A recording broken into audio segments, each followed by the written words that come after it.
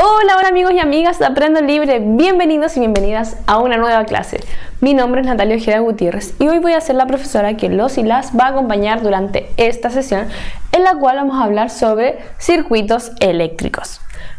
Antes de comenzar, quiero invitarte a que te suscribas a nuestro canal si es que aún no lo has hecho, para que puedas recibir información sobre nuestras actividades que realizamos semana a semana. También quiero comentarte que estamos en la última unidad. Esta es la clase número 3 de la unidad 4, en la cual ya hemos hablado un poco sobre la energía, pero fundamentalmente vamos a hablar sobre la energía eléctrica. Y es por ello que hoy nos toca hablar entonces de los circuitos eléctricos. Y para poder hacer esto necesito que cuenten siempre con su tan querida botella de agua si es que nos da sed, para no tener que interrumpir esta clase, ¿sí? Para no perdernos ningún segundo de ella, porque cada segundo es valioso. También tener a mano tu cuaderno o tus lápices para poder tomar apuntes, para dibujar. Sobre todo desde ahora es necesario dibujar, porque hay ciertos símbolos que son importantes recordar cuando hablamos de energía eléctrica. Y lo más importante, poner mucha atención para que no te pierdas o no se te olvide ningún detalle, porque todo esto es importante. La energía eléctrica nos rodea día a día, desde prepararnos un té hasta estar en clases. Así que vamos por ello.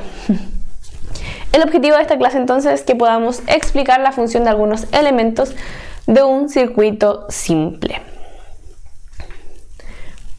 Entonces vamos a partir hablando qué es un circuito eléctrico, un circuito simple. Voy a mencionar los tipos de circuitos que existen de forma muy general. Voy a mencionar las partes de un circuito y la función de cada uno de ellos. Y luego voy a mostrar algunas personas que han realizado cierta experimentación. Y hablando de experimentación, quiero contarte que en el año 2006 un grupo de médicos anunció el nacimiento de un bebé con 3 progenitores, es decir, con 2 mamás y un papá, a partir del esperma del padre, el núcleo de una madre y el óvulo de otra persona donante. Se realizó una terapia que sigue siendo polémica, sigue siendo un poco criticada debido al efecto de clonar. Se entiende como una clonación, ya que está destinada esta terapia a corregir ciertas partes internas pequeñas, como las mitocondrias maternas, es decir, son partes de la célula que permite a la célula respirar. Y lo que se hizo entonces es que se mezclaron el óvulo con el esperma, y esto se introdujo en un tercer útero para crear una especie, y a partir de ello permitió que 2 razones del mismo sexo, es decir, 2 hembras, concibieran unas crías. Entonces, en el año 2008, 2 años después, un equipo de científicos chinos anunció el nacimiento de 2 macacos clonados, así se les denominó, y fue la primera vez que se clonó un primate, un mono, mediante esta tecnología. Entonces, es una teoría que es muy criticada, muy criticada, por el hecho de que se podría llegar a crear humanos, como que eso también es un dilema científico eterno. Siempre ha estado dando vueltas el hecho de clonar humanos, pero se descartó. Al momento de hacer esta experimentación, se descartó completamente el hecho de experimentar con humanos esta situación, solo con primates. Y ahí entra el dilema de las especies, pero eso es para otro día, otro tema, etc. Pero, en fin, entre curiosidades, quería solamente comentarles que se puede crear vida a partir de 3 personas, 2 hembras y un macho, o sea, 3 personas, 3 especies, 2 hembras y un macho, ¿sí? Se hizo, no sé, no estoy segura si se continúa haciendo en la actualidad, pero hace un par de años esto se realizó y generó bastante discusión al respecto. Entonces, otra cosa que causa polémica es el uso de la electricidad, ¿cierto? En nuestra casa. Vamos a ver cómo son los circuitos que hay en nuestra casa. ¿Por qué podemos decir que la televisión no está encendida todo el tiempo, aunque la mantengamos enchufada? Esto es posible gracias a los circuitos eléctricos que tiene en su interior. En estos circuitos circula la corriente, permitiendo transformar la energía eléctrica en otro tipo de energía. En el televisor sería energía lumínica, energía sonora, energía audiovisual. Se transmite ciertas imágenes, etc. Y bueno, estos elementos del circuito se combinan de distintas maneras. Hay dos tipos de circuito, de los cuales vamos a hablar a continuación, y siguen una trayectoria que puede ser cerrada, que debe ser cerrada en una corriente eléctrica que está en constante movimiento. Entonces, para poder definir lo que es un circuito eléctrico, podemos decir que es un sistema por el cual circula corriente, un sistema cerrado por el cual circula o se mueve la corriente eléctrica, energía eléctrica. Hay ciertas simbologías para dibujar un circuito. Entonces, por ejemplo, la línea horizontal es el hilo conductor. Las líneas horizontales con dos paralelas son el generador. Las líneas horizontales con dos puntos y una diagonal es el interruptor, y una línea horizontal y que en el centro tiene una circunferencia con una X en su interior va a ser el receptor. Y entonces así es como se vería un circuito sencillo, un circuito simple con una ampolleta. Veamos, hay dos tipos de circuito, el circuito en serie y el circuito en paralelo. El circuito en serie lo podemos observar acá, es un circuito que está formado por dos o más receptores conectados, es decir, tenemos un generador, va a ser el motor que da la energía, la electricidad, unido por hilos conductores, estas líneas rectas, que son los cables por lo general, que se unen a dos ampolletas. Y si yo corto o apago esto, si lo apago, se van a apagar las dos ampolletas. Si saco una ampolleta, por ejemplo, si la desatornillo, la otra ampolleta se va a apagar porque al encenderse una, automáticamente le traspasa energía a la otra, y si yo quito una, no va a continuar la otra encendida. Este tipo de circuitos dejó de ser comúnmente utilizados, ya que presenta inconvenientes. Por ejemplo, como les comenté, si se daña un receptor o una ampolleta, va a dejar de funcionar la otra. Y un ejemplo de ello son las linternas. ¿Sí? Las linternas son es un circuito en serie porque tiene una sola ampolleta, o puede tener más, ¿cierto? Pero si se me quema una, si se me daña una ampolleta, se me van a dañar las tres. Entonces la linterna va a dejar de funcionar. Y el otro circuito que existe es el circuito en paralelo, donde este es más común, es el que se presenta en nuestra casa.